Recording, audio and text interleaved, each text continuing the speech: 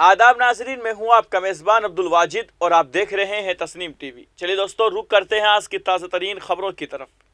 रियासत उत्तर प्रदेश के ज़िला बागपत के सदर कोतवाली से मजहब, समाज और सिस्टम को शर्मसार करने वाला एक वीडियो वायरल हो रहा है, जिसमें एक बहन अपने मासूम भाई की लाश को लेकर पैदल ही अस्पताल से जा रही है।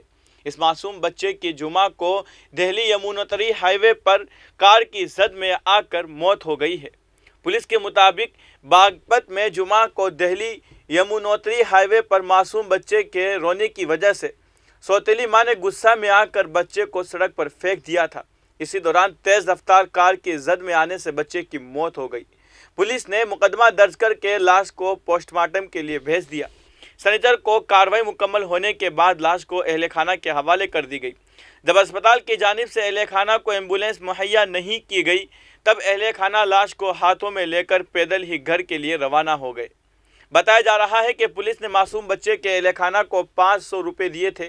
चीफ मेडिकल ऑफिसर का कहना है कि 500 रुपये पुलिस ने दिए थे। अहले खाना अपनी मर्जी से लाश को लेकर गए हैं।